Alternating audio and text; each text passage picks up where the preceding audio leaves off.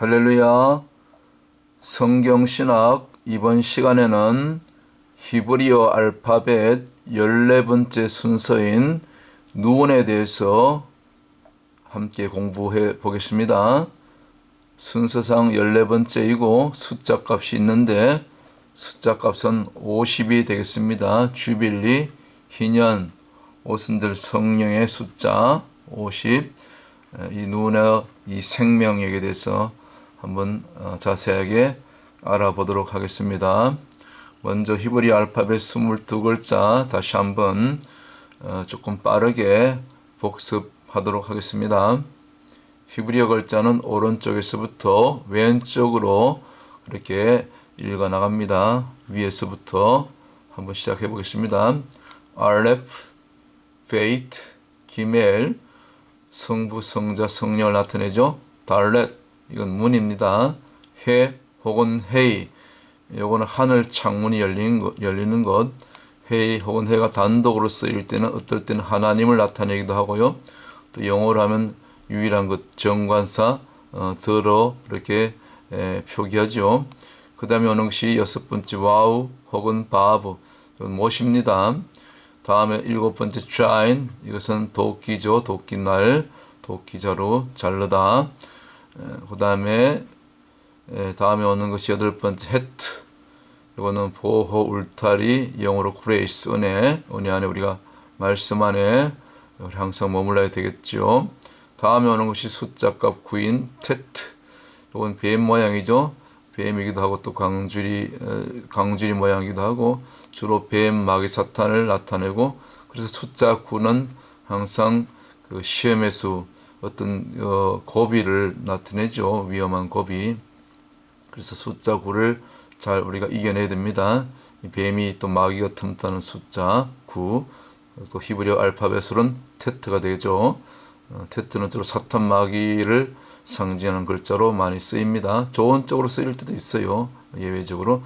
자, 그 다음에 요드는 10번째 예수님의 손 작은 자, 주로 예수님을 나타내지요. 그 다음에 11번째 카프, 요것도 이제 카프를 이렇게 엎어버리면 엎은 모양은 이 볼이 주발을 엎은 모양인데, 뭘 덮다, 카바, 하나님께서 덮어주시는 것. 그러니까 이 하나님의 영광이 임하는 것, 보통 카보드 영광이거든요. 그래서 하나님의 은혜, 하나님의 영광, 그럴 때 카보드, 그 하나님의 영광 안에 모든 것이 들어있는데, 그럴 때 쓰이는 글자가 카프입니다. 그 외에도 또 여러 군데 쓰일 수 있고요. 그 다음에 위에서 끝에 라메드, 요거는 지팡이죠. 목자의 지팡이. 또 숫자 값이 30이고 예수님의 공생에 들어간 나이가 30이고 요셉도 마찬가지 총리가 된 때. 그래서 이거는 목자, 곧 목자의 지팡이 혹은 또 주님을 나타내기도 하고 또 리더십을 나타내기도 합니다. 밑으로 내려와 가지고 오른쪽부터 다시 왼쪽으로 맴, 요거 지난번에 공부했죠. 숫자값 요건 40이었죠. 맴은 말씀이기도 하고 또 파도, 또 어떤 그 풍랑, 고난, 그런 또 시험, 그런 의미가 있죠. 오늘 공부할 거 14번째 누운, 요거는 예수 생명, 부활 생명을 나타냅니다. 새싹. 그렇게 또 다음에 자세히 살펴보도록 하고요. 그 다음에 사맥, 요거는 지지하다, 서포트, 지지대 모양입니다. 멀리서 그 포도는 굴이 많이 달렸을 때 지지대를 대면, 멀리서 보면 이렇게 옆에 사선으로 가지를 지지대를 대면은 이렇게 둥근 모양이 나오죠. 그래서 사맥은 지지하다, 서포트. 그 다음에 아인, 요거 눈입니다. 눈동자 두 개 같이 보이잖아요. 그래서 눈이고, 눈은 보다. 그 다음에 페 혹은 페이, 요거는 입이고 또 말하다. 여기 뭡니까 혀 모양도 보이고, 이건 입을 나타내는 글자입니다. 옆에서 보면 입을 벌린 모양이죠. 입은 또 먹는 것도 되지만 또 말하는 기능도 있죠. 그래서 반드시 이 히브리 알파벳 순서도 이게 다 하나님 정하신 것입니다. 반드시 아인이 먼저 와야 되는 것입니다.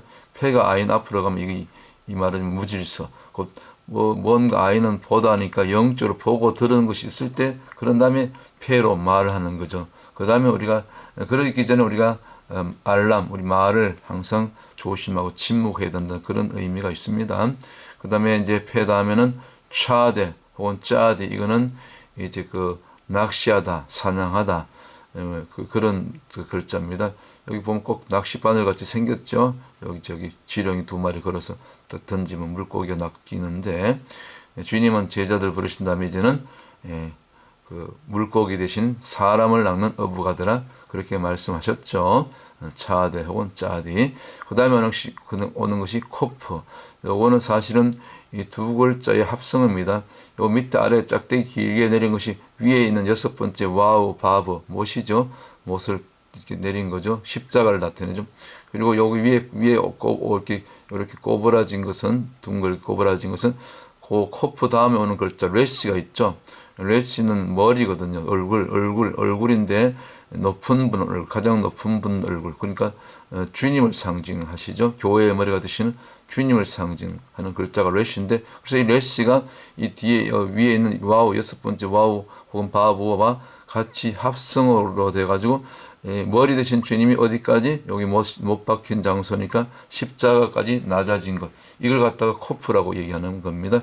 그래서 코프는 십자가를 통해서 의와 그 죄가 분리되는 거죠. 그래서 이렇게 옆으로 눕히면 또 꼭 수평선, 해가 떠오르는 모양이죠.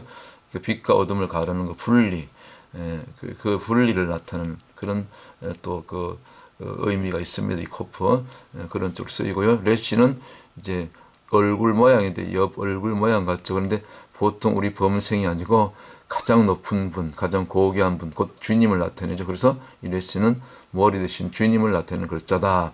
그 다음에 21번째, 이건 신인데, 이거는 사실 한 글자인데, 한 글자를 2개로 나누어 놨어요. 나뉘어졌는데, 그거 보면 이제 차이가 위에 동그란 점이 있죠. 동그란 점이 2개인데, 점이 이제 오른쪽 위로 가면은 이거 윗니빨이고, 왼쪽으로 점이 옮겨가면 아랫니빨. 뭐, 그렇게 랍비는 그렇게 또 재밌게 설명하더라고요. 여기 이빨 모양이잖아요. 그래서 신은 우리가 이빨이 아랫니빨, 윗니빨 있는 것처럼 이빨 모양이고, 이빨은 뭡니까? 씹어 삼키는 거. 영적으로 원심하게 죄를 씹어 삼키고, 그 다음에 또 이빨 모양이면서도 또 불꽃 모양이죠. 그래서 이 신은, 이 21번째 글자 신은 성령의 불을 상징합니다. 성령을 상징하죠. 성령의 권능을 나타내는 글자가 신이다. 그래서 한 글자인데, 이제 점을 이렇게 오른쪽 왼쪽 옮기면서 신 발음이 조금 다르고, 윗니빨 아랫니빨 뭐 그렇게 써요. 글자 단어에 따라서 점이 왔다 갔다 합니다. 자, 그다음에 마지막 타우 혹은 타브, 요거는 십자가입니다. 십자가, 타우 십자가, 타브 십자가, 22번째 마지막 글자. 그래서 이거는 고대 십자가는 지금 이 모양이 아니고, 옛날 고대 히브리어 글자는 이 X 표시. 그래서 이 십자가가 사실은 고대 이교도들이 하나님을 알지 못하니까 한낮에 내려지는 그 피조물에 불과한 그 태양 빗줄기에서 보면, 이게 낮에 이렇게 밝을 때 보면은 그 태양에서 그 빗줄기가 쫙 내려질 때 보면 열 십자로 이렇게 길게 그 옆 십자가 모양 보이죠. 그래서 고대 이교도들은 이 태양빛에서 내려지는 그 열 십자 그 빗줄기를 보고 이게 참 신기하거든요. 그래서 이 태양을 섬겼는데, 그 태양을 나타내는 그 모양이 이제 이게 열 십자가로 이렇게 이렇게 섬겼는데, 이것이 나중에 이교도들이 또 이교도들의 어떤 그 풍습이 이제 그 죄인을 못 박는 그 형틀로, 가장 극형에 처하는 그 형틀의 도구로 이렇게 쓰이게 되죠. 그리고 예수님께서 그래서 이 타오 십자가에 못 박히게 되는 거죠. 그래서 이 히브리 글자는 서클 문화이기 때문에, 히브리 문화는 이것을 전체 알레프부터 타오 십자가까지 이렇게 쭉 원으로 연결하면, 나중에 타오가 어디 옆에 가게 되죠? 한번 원으로 연결하면 이 알레프 옆으로 오게 되죠. 연결한다면은. 그래서 주님이 십자가에 못 박히시고 사흘 만에 부활하시고, 그런 다음에 어디 가셨습니까? 하나님 보좌, 곧 알레프는 하나님이죠. 하나님 보좌 우편에, 하나님 우편에 가셔서 지금도 저와 여러분 이 땅의 인생들이 구원을 위해서 중보하시고 계시죠. 그런 참 이 의미가 있습니다. 그래서 이 히브리 글자는 에덴의 언어고 원조 언어입니다. 에덴 동산에서 아담과 하와에게 주신, 하나님께서 최초로 주신 원조 언어, 우리 모든 인류의 그 언어의 원조가 되는 것이 이 히브리 글자이기 때문에, 우리 믿는 성도들은 이제 히브리어 글자 이 알파벳만큼은 아주 기본 중에 기본이기 때문에 이렇게 좀 귀에 쓸 때마다 제가 이렇게 한 글자 한 글자 또 설명을 드리기 때문에 함께 이 공부해 놓으시면 참 성경을 해석하고 좀 이렇게 더 깊은 하나님의 그 말씀을 이해할 때 얼마나 도움이 되는지 모릅니다. 그래서 히브리 글자는 한문처럼 상형 문자라고 제가 말씀을 늘 드렸죠. 그래서 상형 문자는 사물의 모양이나 사람의 모양을 본따서 만든 글자다. 그래서 이 14번째 오는 이 글자는 눈인데 이 새싹 혹은 물고기 모양이죠. 여기 보니까 물고기가 이렇게 조금 물고기 이게 헤엄칠 때 또 물고기 모양이기도 하고 그다음에 그 물고기 그 꼬리 쪽에 있는 그 비늘 있죠. 꼬리 쪽 모양이기도 하고요. 그래서 어쨌거나 이게 새싹, 여기 새싹이 이렇게 금방 이렇게 자라 땅을 이렇게 뚫고 나와서 이렇게 여기 새싹이 이렇게 금방 자란 모양이죠. 그래서 새싹 물고기의 모양을 본다는 글자고 형상은 의미는 싹트게 하다 순이죠. 새순이죠. 그 다음에 또 이 새싹 그리고 또 그것이 계속 자라서 영속하다 영적으로 영속하다 상속되다 그러니까 영적으로 부활 생명을 상징하는 글자가 히브리어 글자 중에서 이 눈이다. 여기 새싹 보이죠? 꼭 그 모양이 그 눈하고 같지 않습니까? 그렇죠? 눈 모양이죠? 여기 보니까 이렇게 새싹이 났을 때 이렇게 꼬부라지면서 옆으로 생육하고 번성하는 그 창세기 1장 28절 말씀처럼 생육하고 번성하는 요한복음 1장 4절 보면 그 조의 생명 그의 안에 생명이 있었고 그죠? 그 말씀 안에 생명이 있었다 했잖아요. 그 생명이 헬라어로 조예인데 이것이 이 부활의 생명을 상징하거든요. 죽어도 사는 생명, 다시 사는 그런 부활의 생명력 되는 이 조예를 헬라어로 나타내기도 하죠. 그래서 우리 안에 저와 여러분 안에 예수 그리스도를 믿음으로 말미암아 우리가 죄 사함을 얻고 구속함을 입은 그런 하나님의 친 자녀가 됐을 때는 영원하다, 영속하게 되는 그런 이 영원 속에 우리가 들어가는 영생의 복을 이 눈을 통해서 우리가 이렇게 우리가 얻을 수 있게 되는 그 의미를 우리가 이렇게 알게 되죠. 이 눈은 생명, 부활 생명을 상징하니까 그 안에 조의 생명력으로 우리가 오늘 죽어도 살겠고 무릇 살아서 믿는 자는 영원히 죽지 않게 되리라 하신 그 요한복음 11장 25절 6절 말씀이 그대로 이 눈과 같이 이루어지게 되는 것이죠. 고대 뭡니까 그 성경 시대 초대교회는 이제 그 성도들 간에 이게 핍박이 왔을 때 이제 뭐 카타콤 혹은 뭐 이렇게 그 지하 동굴로 들어갔잖아요. 그때 서로 암울할 때 벽에 혹은 바위에 이게 벽 같은데 이게 물고기를 이렇게 그렸죠. 서로 성도 간에 물고기 보니까 이 끝에 꼬리 부분이 꼭 이렇게 모양이 눈 같잖아요. 그래서 이 물고기는 성도를 상징하고 그래서 이 눈은 영적으로 구원받은 성도 영생에 들어갈 그 들어감을 입은 그런 하나님의 친자녀를 상징하죠. 보호자를 이을 자들 곧 초대교회 성도들 같죠. 정말 믿음을 지키고 순교를 각오하고 그렇죠. 끝까지 믿음을 지켰던 순교마저도 이렇게 당당하게 그렇게 받아들였던 초대교회 성도들처럼 이렇게 이 눈은 물고기 모양이면서 또 나타나는 뜻이 생명, 왕국, 하나님 나라, 왕국이기도 하고 그 하나님 나라의 보호자를 이을 자들 나타내는 이 글자가 눈이다. 그렇게 또 적용해 볼 수 있는 것입니다. 또 뭐 눈에 대한 적용이 많은데요. 출애굽기 33장 11절에 보면은 이제 눈의 아들 여호수아는 회막을 떠나지 아니하였더라. 모세는 이제 잠시 회막을 떠나도 눈의 아들 여호수아는 끝까지 이제 그 회막을 지켰다는 그런 말씀이 나오는데 그때 그 여호수아가 눈의 아들이죠. 여기 눈을 이름을 쓸 때는 세 글자로 눈, 와우 또 이 끝에 눈이거든요. 이 눈이 이제 글자 끝에 오면 이 꼬리를 길게 내려요. 이 고대 히브리어체입니다. 눈의 글씨체고 이제 요거는 이제 와우고 그래서 우리가 뭡니까 이 눈의 아들 그 여호수아처럼 회막을 떠나지 않고 영어로 faithful 이 눈이 보면 모양이 이게 허리를 꼭 구부린 모양 같잖아요. 그죠? 약간 엎드린 모양이죠. 구부려서 자기를 이 뭐 허리를 꼿꼿하게 세우는 것이 아니고 목을 뻣뻣하게 드는 것이 아니고 우리 겸손한 자는 이 말씀 속에서 깊이 들어간 자들, 은혜를 입은 자들은 이 겸손해지는 겁니다. 겸손해. 허리를 굽히는 겁니다. 그렇죠? 꼭 마치 눈처럼. 그랬을 때, 우리를 낮췄을 때, 우리가 겸비했을 때, 오히려 하나님께서는 righteous one, 우리를 의로운 자로, 그리고 똑바로 세우다. 눈이 끝에 오니까요. 우리가 글자 히브리 글자는 이제 오른쪽부터 왼쪽을 읽는데 이 눈은 이제 그 뭐 이런 글자가 몇 개 있는데 이 글자 끝에는 꼬리를 내려요. 길게 똑바로 세운단 말이죠. 그래서 우리가 영적으로 눈이 참 뜻이 참 귀해요. 우리가 하나님 앞에 납작 엎드릴 때 우리 겸비해질 때 오히려 그 겸비한 모습을 통해서 하나님은 우리가 겸비한다는 것도 곧 이 와우는 십자가를 상징하거든요. 못인데 우리가 겸비한다는 것은 내가 저와 여러분이 갈라디아서 2장 27처럼 십자가에 함께 못 박히는 것입니다. 십자가에 죽어질 때 나는 없어지고 내가 하던 것이 다 없어지고 오직 우리 안에 예수 그리스도만 주님만 말씀만 살아서 이게 뭐 운행될 때 그때 끝에 오는 눈이 끝에 오면 고개를 이렇게 뭐 꼬리를 내리면서 똑바로 세워지게 되죠. Who is Almighty? 하나님 우리를 저와 여러분을 다시 붙들어 이렇게 세우시는 진정 righteous 의로운 자가 되는 거죠.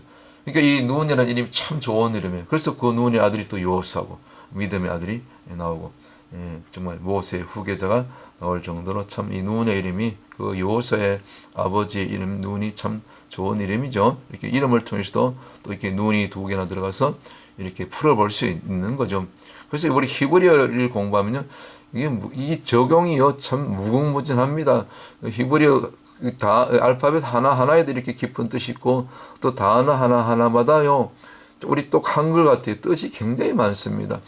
그때 이제 문맥에 따라서 조금 적용이 또 해석이 다르죠. 계속해서 이제 이 보완적으로 설명하면 이것도 새싹이 나오잖아요, 그죠? 시편 119편 105절 보면 여기도 눈이 들어가요. 주의 말씀은 내 발에 등이요 내 길에 빛이니다 뭐 그런 말씀 있잖아요. 그때 보면 이 등이 이게 히브리어 네런데 보면 눈하고 레시가 들어가잖아요, 그렇죠? 그래서 이게 이 레시는 이제 머리잖아요, 그렇죠? 우리가 이 항상 아까 제가 말씀드렸죠, 눈은 이게 이게 허리를 숙이는 것, 겸손을 나타내죠. 이 모양이 그렇잖아요. 이게 꼭 허리를 아니면 머리를 숙인 모양이죠. 우리가 좀 이게 머리를 숙이고 조아리고 우리 자신을 낮춰야 되는 거죠. 사도 바울처럼 나는 다른 모든 사도들보다 가장 작은 자고 가장 늦게 된 자고 나는 모든 성도들 약한 그 일반 성도들보다 나는 가장 작은 자고 나는 죄인 중에 괴수라고 심지어 그렇게 말씀했던 분이 사도 바울의 겸손이 아닙니까? 제가 사도 바울의 그 겸손에 대해서 얼마 전에 영상을 올려드린 거 보셨지요? 한번 보시기 바랍니다. 그래서 눈은 또한 겸손을 상징한다. 이 바보처럼 이게 허리가 굽혀지는 거죠.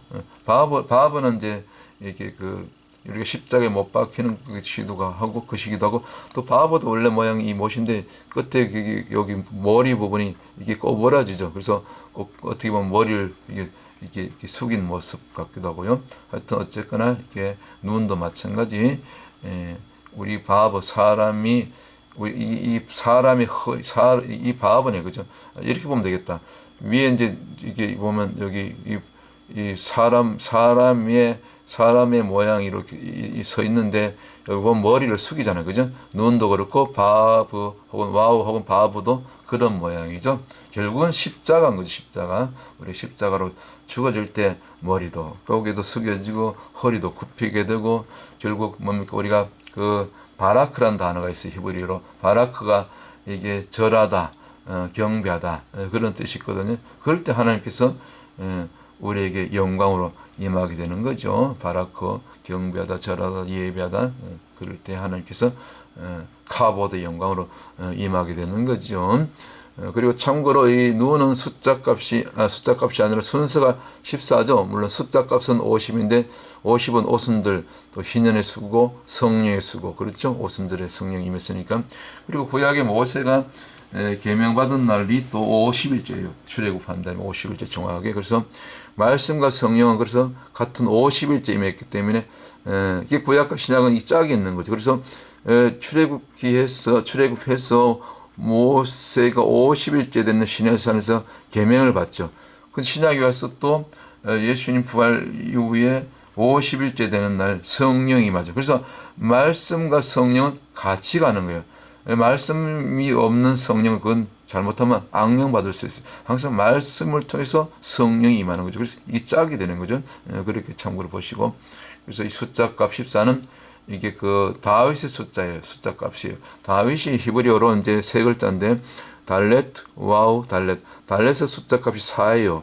그 다음에 와우는 바브는 6이고 또 달렛이 하나 들어오니까 4, 4, 6, 4니까 숫자 값 합치면은 다윗의 이런 값의 숫자 값을 합치면 토탈 14가 나오죠. 그래서 그 마태복음 1장에 보면 그 아브라함부터 다윗까지 14대요. 다윗부터 바벨론에까지 이거하기까지 14대요. 바벨론에서부터 다시 그 예수 그리스도 오기까지 14대. 그래서 14, 14, 14 해가지고 다윗의 그 왕통으로 오시는 42대 만에 요셉을 통해서 성령 성령이 들어 마리아를 통해서 이제 거기 족보에 있는 요셉이 들어가죠. 그때 이제 42대 만에 요셉을 통해서 그 다음 예수가 오죠. 42대만. 그러니까 이게 이 다윗의 숫자값 14를 쓴 것은 곧 이 누운의 생명력을 상징되는 부활 생명의 주가 되신 예수 그리스도를 통해서 이 숫자값을 통해서 예수 그리스도의 숫자값이 여기 들어있는 거죠. 그래서 이 숫자값 14는 다윗의 계보, 곧 왕으로 오신 예수 그리스도. 이 누운의 생명력을 우리가 예수 안에 들어왔을 때, 예수 안에 우리가 예수님과 하나 됐을 때, 그때 이 누운의 이 의미인 부활 생명으로 우리가 들어가게 되는 거죠. 다시 말씀드려서 예수 그리스도의 이 족보고 예수 그리스도의 계보로 오시는 것을 상징적으로 숫자가 14, 14, 14 그리고 42대 만에 예수님이 오시죠. 그래서 우리가 왕 같은 제사장으로 곧 이 숫자값 14 순서 14인 이 누운의 어떤 이 영적인 계보로 얘기하면 예수님의 계보, 곧 왕 같은 제사장, 왕으로 오신 그 예수가 우리 안에 오시면 우리가 장차 베드로전서 2장 9절에 왕 같은 제사장이 되는 그런 어떤 그 뭡니까 의미가 이 누운의 순서가 14에 그 들어 있는 거죠. 그렇게도 우리가 또 볼 수가 있는 것입니다. 그래서 이 물고기를 상징하고 새싹을 상징하고 뒤집힌 물고기가 뒤집히면 죽은 물고기죠. 살아있는 물고기가 막 뒤집히지 않아요. 그냥 푸른 등줄기를 보이면서 그 비늘을 보이면서 이렇게 살아서 막 약동하며 이렇게 뛰어오르기도 하고 그러죠. 헤엄치고. 그래서 민수기 10장 35절에 보면 이 출애굽 광야를 이렇게 움직일 때 이동할 때 보면 법궤가 먼저 떠오를 때 괴가 이렇게 떠오르면 그때 하나님이 일어나신다.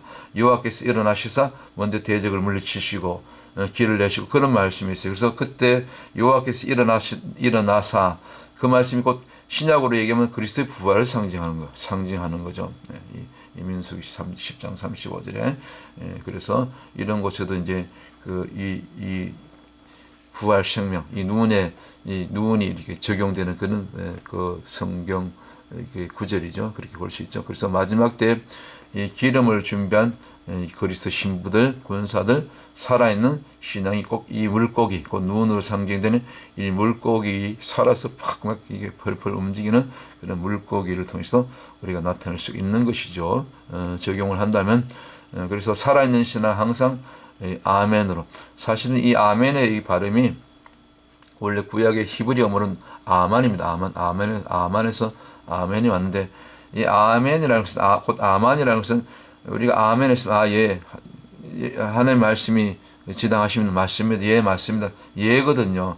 이게 이 긍정의 언어잖아요. 그래서 아멘 했으면 예 맞습니다. 그러면 그 말씀대로 그 떨어진 말씀대로 들은 말씀대로 실제로 들은 것으로 그치지 않고 말로만 그치지 않고 실제로 그 말씀대로 살아내는 것, 그대로 행하는 것, 그대로 순종하는 것, 이걸 갖다가 아만이라고 그래요. 원래 히브리어로. 그래서 우리가 아멘에서 아만까지 실제로 원래 의도대로 원래 히브리음 아만으로 그 의미까지 우리가 그렇게 살아내는 것 단계까지 가는 것이 이 진정한 살아있는 신앙, 부활 신앙이라고 볼 수가 있는 거죠. 영적으로 누운의 단계로 들어가는 거죠. 히브리 알파벳으로 얘기한다면 이 누운이 들어가는 단어가 참 많네요. 한두 개만 더 하고 이제 맞추십시다. 사탄도 여기 눈 들어가죠. 여기 쉰, 요거는 테트는 뱀이라 했죠.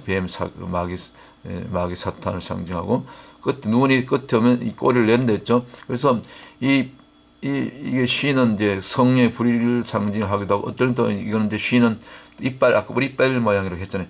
부스러뜨리고 막 파괴하고 또 막 불태우고 또 불이니까. 근데 이제 이게 성령으로 우리가 좋은 쪽으로 하나님 쪽으로 쓰이면 이 성령의 불이 되는데, 이게 이제 마귀 쪽으로 가면 이게 진짜 파괴하고 죽이고 불태우고, 뭐 마귀가 어릴 때부터 불에도 집어넣고, 그 어떤 그 아버지 아들 그랬잖아요. 마가복음 9장 보면 어릴 때부터 귀신이 들어가서 뭐 불에도 집어넣고 물에도 집어넣고 막 그 아이를 죽이려고 그랬죠. 그러다가 이제 나중에 주님이 그 마귀를 쫓고 귀신을 쫓아서 그 아이를 살리죠. 그런 것처럼 또 이것이 잘못된 이 마귀 쪽으로 쓰이면 이 테트가 뱀이거든, 마귀거든. 이제 이 뱀은 하는 역할이 항상 이 눈, 생명을 이 신으로 이빨로 뭐 이게 마귀 쪽에서 부스러뜨리고 파괴하고 불태우고 죽이는 역할이죠. 그래서 이게 사탄으로 얘기하는 거죠. 말하자면 이 뱀이 이렇게 딱 중심에 들어서 우리 환경을, 저와 여러분을 둘러싼다. 마치 둘러싼 것처럼, 뱀에게 이렇게 포위당한 것처럼 잡혀 먹는다 그러잖아요. 뱀에게. 그런 것처럼 이 뱀이 딱 가운데 딱 들어와가지고 생명을 파괴하고 성의 불을 꺼트리고 역으로. 그래서 이 사탄은, 우리가 그 우리말에 사단 났다 그러잖아요. 사단 났다는 건 절단 나는 거죠. 그러니까 우리말이요, 이런 말이 굉장히 많아요. 그래서 우리 대한민국은 욕단에 무슨 고조선에 무슨 평양의 대동강 연안에서 그 대동강 강변에서 고조선 때 쓰던 그 와당에서 히브리 글자가 발견됐다고 제가 가끔씩 여러 번 말씀드렸잖아요. 그래서 우리 조상님들은요, 고대 히브리를 사용했습니다. 그래서 이 이스라엘과 형제다랍니다. 형제나라. 우리 고조선 그 와당 보세요. 나와 있어요. 이런 것을 이제는 알아야 됩니다. 성도들이. 어쨌거나 창세기 4장 7절, 죄에서 오는 내 앞에 있으나 죄가 문 앞에 엎드리나 죄에서 오는 너에게 있으나, 가인을 보고 한 얘기죠. 너는 죄를 다스려야 할지니라. 또 히브리서 12장 4절, 아직까지는 너희가 죄와 싸우되 피 흘리기까지는 싸우지 아니하였고. 그런 말씀이 있잖아요. 죄는 무조건 싸워야 되는 겁니다. 사탄과는 이 뱀과는 싸워서 무조건 오히려 역으로 우리가 성령의 능력으로 저들을 불태워버리고, 그리고 깨뜨리고 잘라버리고, 이 사탄 권세 예수님 이름에 주님의 보혈로 성령으로 우리 이기는 거죠. 결국은 말씀과 기도밖에 없는 거예요. 우리가 말씀을 지식으로 하는 것이 아니라 그 말씀 하가로 묵상하고 암송하고 선포하고, 그리고 날마다 적어도 1시간 2시간 무릎 꿇고 나가서 전하고, 그럴 때 왜 하나님께서 성령을 부어주시지 않겠습니까? 원래 하나님이 그 권능이 있고 성령을 상징하는, 성령 불을 상징하는 이 신의 능력으로 오히려 이 원수마귀 뱀을 우리가 이렇게 잡아 죽여야 되는 거죠. 사탄을 그냥 박살내야 되는 거죠. 머리를 깨뜨려야 되는 거죠. 허리를 잘라버리고. 자, 우리 예수 이름으로 승리하게 될 줄 믿습니다. 그래서 눈은 이제 이와 같은 부활 생명, 새싹 생명을 상징하기 때문에, 이게 뭐 그림이 이제 고대는 이게 이 모양이 이렇게 바뀌었어요. 이렇게 결자 모양이 이렇게 쭉 이렇게 바뀌어 내려왔는데, 왼쪽부터 오른쪽으로. 그러니까 이게 어떻게 보면 또 모양 자체가 여기 있고, 이게 저 생명의 씨앗 모양 같죠. 이게 정자 난자할 때 정자 모양 같은데, 뭐 디모데후서 11호 10장 보면 이 경주자, 이게 뭡니까? 우리가 그 경주할 때 법대로만 말씀대로 경주할 때, 그때 우리가 최후 승리가 되는 거죠. 뭡니까? 면류관 받을 자가 되는 거죠. 이 정자가 뭐 2억 대 1인가 경쟁을 뚫고 딱 그 난자에 이렇게 정착해서 거기서 뭐 아기가 잉태되고 생명을 낳게 되는 것처럼, 우리가 구원받는 원리도, 우리가 믿음으로 승리하는 원리도 이와 같이 이 생명의 씨앗이 법대로 경주하고, 그리고 뭡니까? 이 끝까지 이렇게 믿음을 지킬 때, 이 예수 생명력으로 날마다 살아낼 때, 마태복음 22장 14절에 그 청함을 받은 자들한테 택함을 입을 자는 적다 했어요.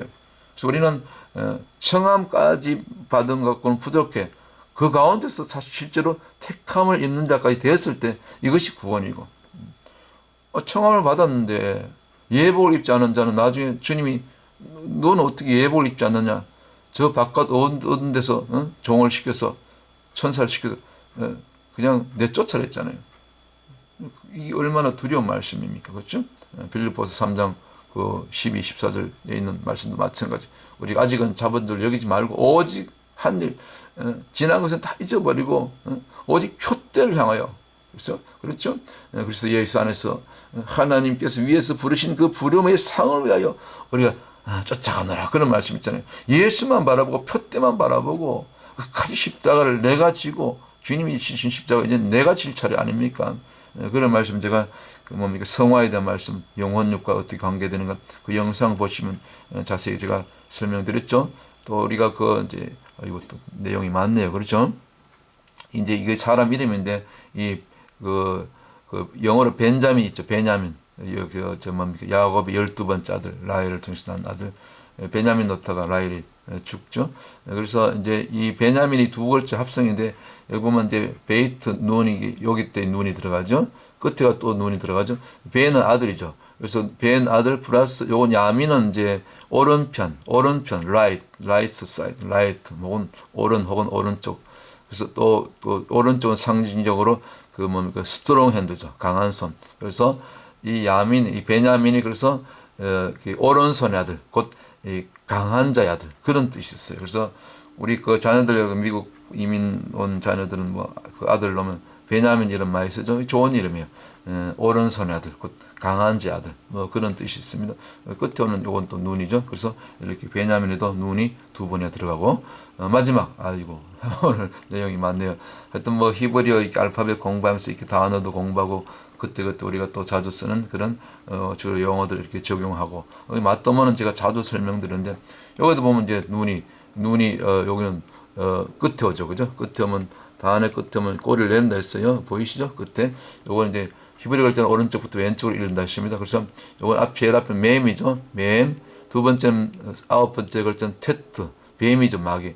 또 세 번째 맴 하나 더죠. 그래서 이 말씀과 말씀이죠. 말씀과 말씀 사이에 지금 뭐가 들었어요? 테트 뱀이 들었잖아요. 원수 마귀가 들었잖아요. 사탄이 들었잖아요. 귀신이 들었잖아요. 그래서 이제 이 맞드먼인데 그다음에 이제 와우 그다음 끝에 눈인데 이게 이제 하나 둘 셋 다섯 글자죠. 히브리 알파벳.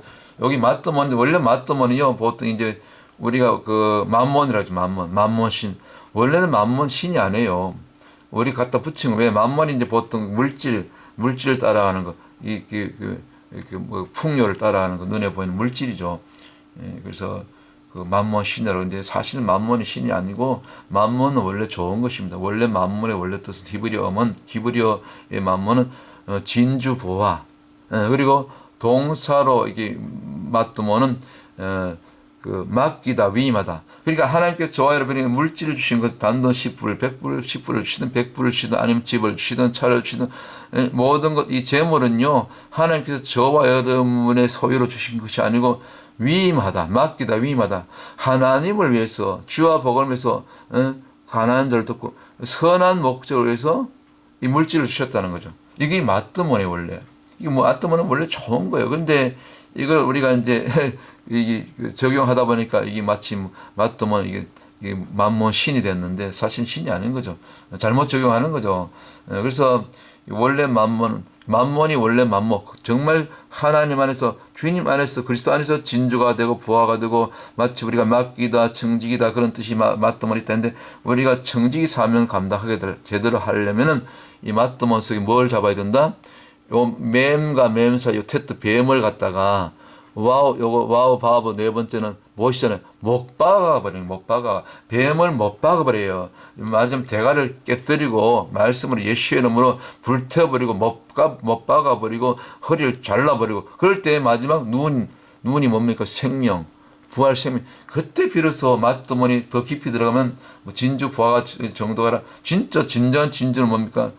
그 어떤 그 농부가 그 다른 사람 밭에 이 일을 하다가 그 속에 진주가 하나 있는 것을 발견하고 아무도 모르게 그래서 가만히 와서 자기 전 재산을 팔아서 그 진주 가치가 어마어마한 가치가 있기 때문에 뭐 밭을 다 팔아서 사도 그 이상의 가치가 있기 때문에 전 재산을 다 팔아서 그 밭을 산다는 얘기 그런 비유가 있잖아요. 사실 그 진주가 누굽니까?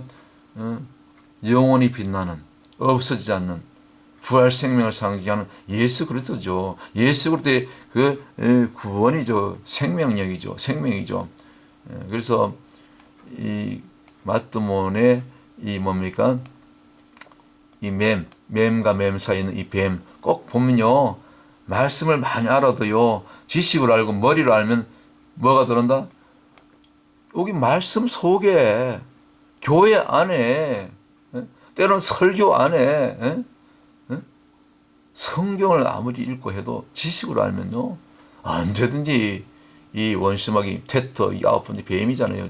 원수마귀가 틈탄다니까요. 그래서 우리가 날마다 말씀과 기도 웨이크업 깨어나야 되는 깨어 있어야 되는 거예요. 각성해야 되는 거예요. 특별히 마지막 때 지금 동성애로 온 세계 무너지고 대한민국이 지금 대법원에서 7월 달인가 동성애자들 갖다가 의료보험을 합법적으로 이렇게 허가를 했잖아요. 정식 부부로 인정한 거요. 그럼 이미 대한민국이 지금 무너지기 직전이에요. 막아야 되죠.